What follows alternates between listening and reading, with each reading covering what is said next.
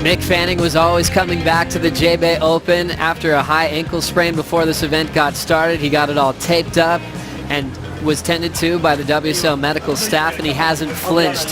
He hasn't suffered any lack of performance. He's been into the nines throughout this entire event so far. We've had more nines go down here at Jeffreys Bay than any other venue on tour so far in 2016. As Mick passes some familiar faces. One of his best friends, Dean Harrington, bringing him from the Gold Coast.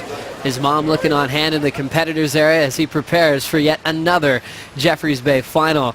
Pete Mel, we talk about consistency on tour, making heats, winning world titles. Fanning's always been the most reliable usual suspect when it comes to a world title showdown. Always delivers a top 5 performance. There's never a season where you're going, okay, that was an off year for him. He always delivers, and then returning to a wave that haunted him. He suffered a moment in surfing history that had never been done before. Not only return to Jeffreys Bay to surf again, but to compete again, and now with the chance at another final to take this one on. This is one of the greatest comebacks in sport. It sure is. It's so fun to watch, too. I mean, he's done it in such a great form. You know, a gentleman. He's always gracious about the people that he surrounds himself with, but with everyone that approaches him. You know, and just to be able to get that semifinal with Julian Wilson, to kind of have that quote-unquote rematch. It didn't feel like necessarily a rematch in my eyes. It was just two friends enjoying J-Bay Walls together. You know, you talk about consistency, and I think the thing that Mick has always been able to do is he's consistent in his preparation. You know, and then that's why it's so reflected in his approach on waves and in heats. You know, so much experience. He knows how to come from behind. He knows how to lead. He knows how to put pressure on surfers.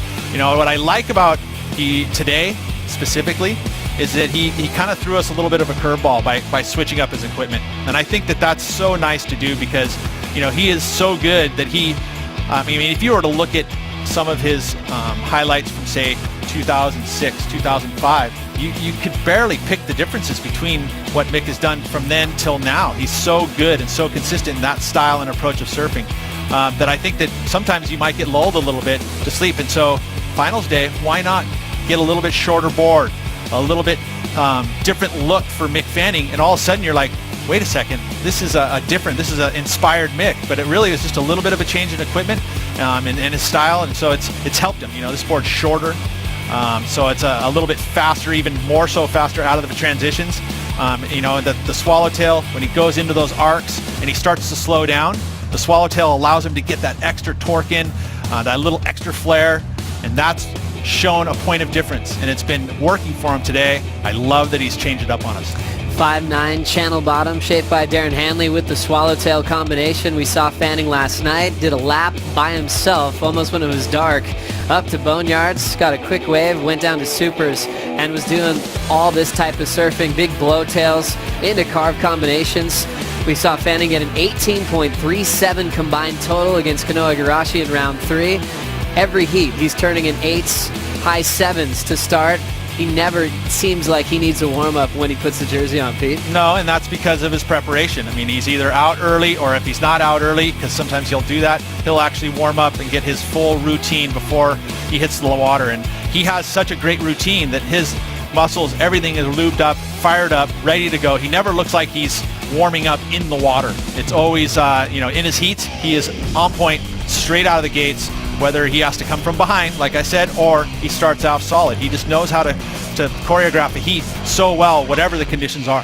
Mick Fanning never seems to play into another surfer's game plan. When guys are trying to hug and own the opening exchange of a heat, he never falters. He'll let someone get the first blow, then he'll answer back, and he always answered back with big scores. He had a crazy matchup in round 4 against Adriano de Souza, last year's world champ, and Wiggly Dantes, two guys that are famous for just upsetting their competitors' headspace by getting that first exchange. Well, that's what world champions will do too, is that they'll know exactly what their competitors are going to do before their heat and not play into it. So you won't let it out affect him. You know, maybe sometimes he'll maybe even change it up at times too. You know, if you're going to be against Adriano and go, you know what, I'm going to fight for that inside today because it feels like it's more important.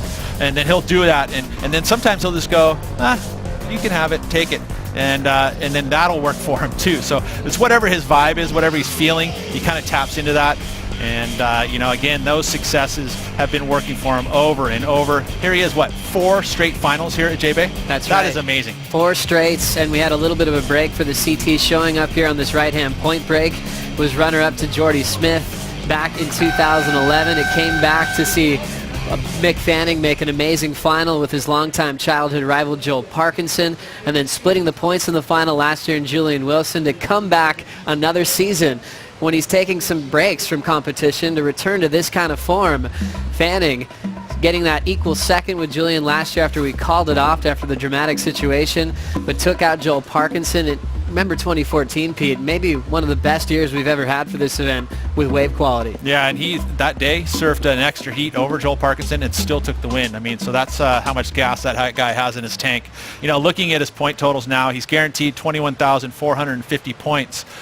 You know, even if he finishes out the year right now. If you were to look at last year and the year before, that 21,450 points will have him qualified. So even if he doesn't surf any more events, you know, if you were to put Mick, you know, and Ross was talking about this pre-final, that, yeah, he would be a crazy spoiler in a final, but I don't think he wants to be that spoiler. I think he wants to qualify before and just let the world title unfold.